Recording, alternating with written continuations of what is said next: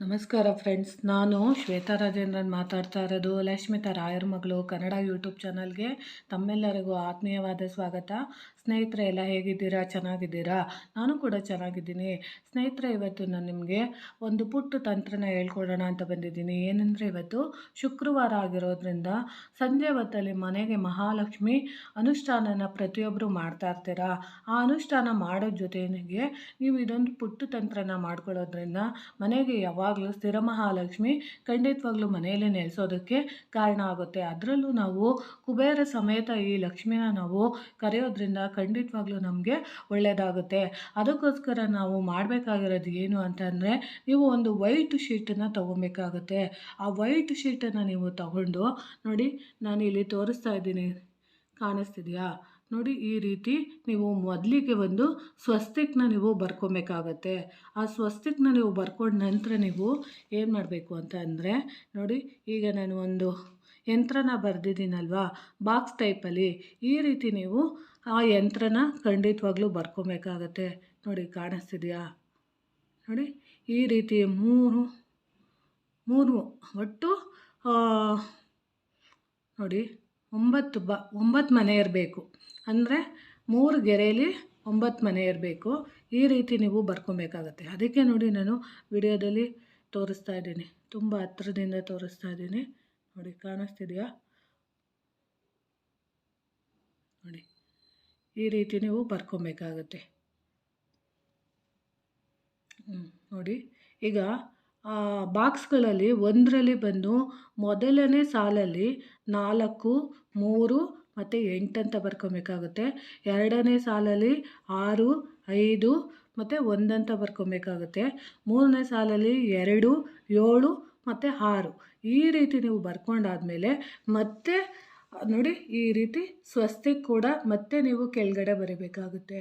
ಕಾಣಿಸ್ತಿದೆಯಾ?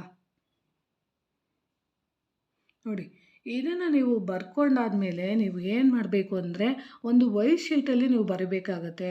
ಬರೆದಾದ್ಮೇಲೆ ನೀವು ಏನು ಮಾಡಬೇಕು ಅಂದರೆ, ಇದನ್ನು ನೀವು ಯಾವ ರೀತಿ ಇದನ್ನು ಮಾಡಬೇಕು ಅಂತ ಅಂದರೆ, ನೋಡಿ ತೋರಿಸ್ತೀನಿ, ಒಂದು ನಿಮಿಷ ಹಾಗೆ ಇರಿ.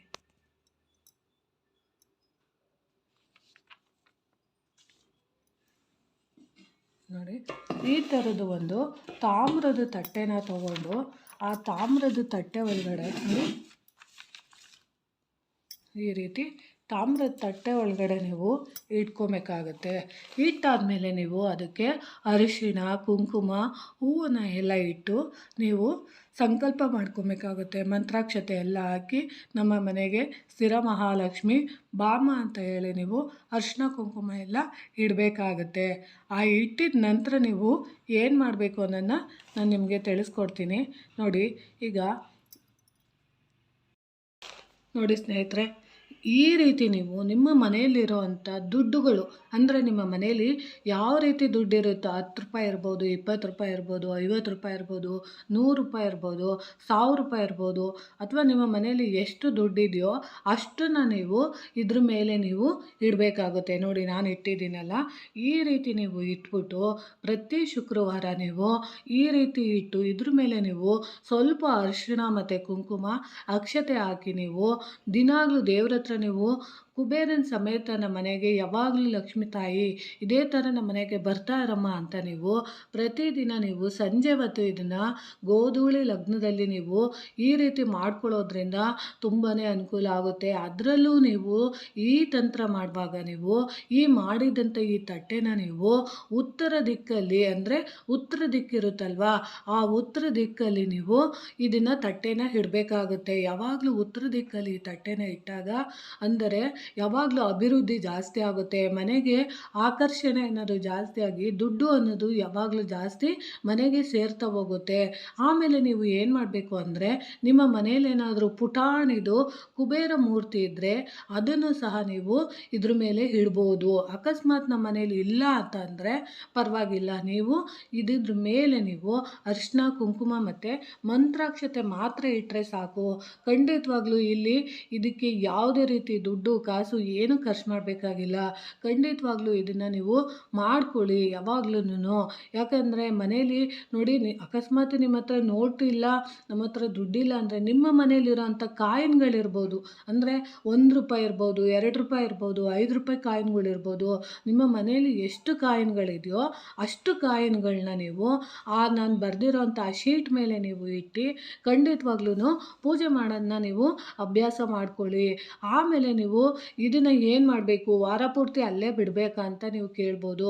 ಇಲ್ಲ, ನೀವು ಪೂಜೆ ಮಾಡಿದ ನಂತರ ಶುಕ್ರವಾರ ನೀವು ಪೂಜೆ ಮಾಡಿದ ನಂತರ ಆ ದುಡ್ಡನ್ನು ನೀವು ಒಂದು ಬಾಕ್ಸಲ್ಲಿ ಇಟ್ಬಿಟ್ಟು ಅಥವಾ ಒಂದು ಡಬ್ಬದಲ್ಲಿ ಹಾಕಿ ಇದನ್ನು ನೀವು ಬರೆದಿರೋ ಅಂಥ ಶೀಟನ್ನು ಸಹ ಆ ಬಾಕ್ಸ್ ಒಳಗಡೆ ಹಾಕ್ಬಿಟ್ಟು ಅದನ್ನು ನೀವು ಪೂಜೆ ಮಾಡೋದ್ರಿಂದ ಅಥವಾ ಎಲ್ಲಾದರೂ ಇಟ್ಟು ನೀವು ಪ್ರತಿದಿನ ಅದಕ್ಕೆ ನಮಸ್ಕಾರ ಮಾಡ್ಕೊಳ್ಳೋದ್ರಿಂದ ಖಂಡಿತವಾಗ್ಲೂ ಆಕರ್ಷಣೆ ಆಗುತ್ತೆ.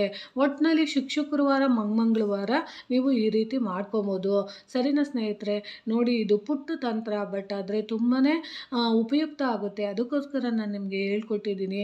ಸಾಧ್ಯವಾದರೆ ಇವತ್ತು ಮಾಡ್ಕೊಳ್ಳಿ. ಸಂಜೆ ಹೊತ್ತು ನೋಡಿ ಸ್ನೇಹಿತರೆ, ಯಾವ ರೀತಿ ನೀವು ಮೊದಲಿಗೆ ನೀವು ಆ ಯಂತ್ರನ ಬರ್ಕೊಬೇಕಾಗತ್ತೆ. ಸರಿನಾ ಫ್ರೆಂಡ್ಸ್? ಅದನ್ನು ಬರ್ಕೊಂಡಾದಮೇಲೆ ನೀವು ಈ ರೀತಿ ನೀವು ದುಡ್ಡನ್ನು ನೀವು ಇಟ್ಟು ನೀವು ದೇವ್ರ ಹತ್ರ ಪ್ರಾರ್ಥನೆ ಮಾಡಿ, ಅದರಲ್ಲೂ ಮುಖ್ಯವಾಗಿ ನೀವು ಉತ್ತರ ದಿಕ್ಕಲ್ಲಿ ಇದನ್ನು ನೀವು ಮಾಡಿದ್ದನ್ನ ಇಡಬೇಕು. ಮರಿಬೇಡಿ. ಯಾಕಂದರೆ ನೀವು ಅದ್ರ ಮೇಲೆ ನೀವು ಎಷ್ಟು ಪ್ರೀತಿಯಿಂದ ನೀವು ಮಹಾಲಕ್ಷ್ಮಿನ ಕರಿತೀರೋ ಅಷ್ಟೇ ಪ್ರೀತಿಯಿಂದ ನಿಮಗೆ ಮಹಾಲಕ್ಷ್ಮಿ, ಸ್ಥಿರ ಮಹಾಲಕ್ಷ್ಮಿ ಮನೆಗೆ ಬರ್ತಾರೆ. ನೋಡಿ, ಎಲ್ಲದಕ್ಕೂ ಪೂಜೆ ಪುನಸ್ಕಾರ ಅಂತಲೇ ಕುತ್ಕೊಳ್ಳೋಕ್ಕಾಗಲ್ಲ. ನೋಡಿ, ನಾನು ಏನು ಕೇಳ್ಕೊಡ್ತೀನಿ ಅಂದರೆ ನಾವು ಒಂದು ಪ್ರಯತ್ನ ಪಟ್ಟಾಗ ಮಾತ್ರ ನಾವು ಒಂದು ಒಳ್ಳೆ ದಾರಿಗೆ ಹೋಗ್ಬೋದು. ನಾವು ಏನೂ ಮಾಡ್ದಲೇ ಕೂತ್ಕೊಂಡಿದ್ದು, ಅಯ್ಯೋ ಇದನ್ನು ಮಾಡಿದ್ರೆ ನಮ್ಗೆ ಒಳ್ಳೇದಾಗತ್ತಾ ಇಲ್ವಾ, ಅಯ್ಯೋ ಯಾರೋ ಏನೋ ಹೇಳ್ತಾರೆ ಅಂತ ನಾವು ಸುಮ್ಮನೆ ಕೂತಿದ್ರೆ ಯಾವುದೂ ಆಗಲ್ಲ. ಯಾವುದನ್ನೇ ಆಗಲಿ ಪ್ರಯತ್ನ ಪಟ್ಟು ನೋಡಿ ಅದರಲ್ಲಿ ನಮಗೆ ಯಶಸ್ಸು ಸಿಕ್ಕಿದಾಗ ಸಂತೋಷ ಪಡೋಣ. ಅಕಸ್ಮಾತ್ ಅದಾಗಲಿಲ್ಲ ಅಂದರೆ ಪರವಾಗಿಲ್ಲ, ಇನ್ನೊಂದು ಟೈಮ್ ಇನ್ಯಾವುದನ್ನ ಒಳ್ಳೆಯದಾಗುತ್ತೆ ಅನ್ನೋ ಮನಸ್ಥಿತಿನ ನಾವು ಬೆಳೆಸ್ಕೊಬೇಕು. ಅದು ಬಿಟ್ಟು ನಾವು ಪ್ರಯತ್ನನೇ ಮಾಡ್ದಲೇ ದೇವರು ನಮಗೆ ಕೇಳಿದ ತಕ್ಷಣ ಅದನ್ನು ಕೊಡಿ ಇದನ್ನು ಕೊಡಿ ಅಂತ ಅನ್ನೋದು ತಪ್ಪು. ನಾವು ಪ್ರಯತ್ನ ಪಡಬೇಕು. ನಾವು ಕಷ್ಟಪಟ್ಟು ದುಡಿದಾಗ ಮಾತ್ರ ಅದಕ್ಕೆ ತಕ್ಕ ಪ್ರತಿಫಲ ಸಿಗುತ್ತೆ. ಕೈ ಕೆಸರಾದರೆ ಬಾಯಿ ಮೊಸರು ಅಂತ ಗೊತ್ತಿಲ್ವಾ? ಅದಕ್ಕೆ ನಾವು ಏನು ಮಾಡಬೇಕು ಅಂದರೆ ಕಷ್ಟಪಟ್ಟು ಮಾಡೋಣ. ಅದರಿಂದ ಒಳ್ಳೇದಾಯಿತು ಅಂದರೆ ಖುಷಿ ಪಡೋಣ.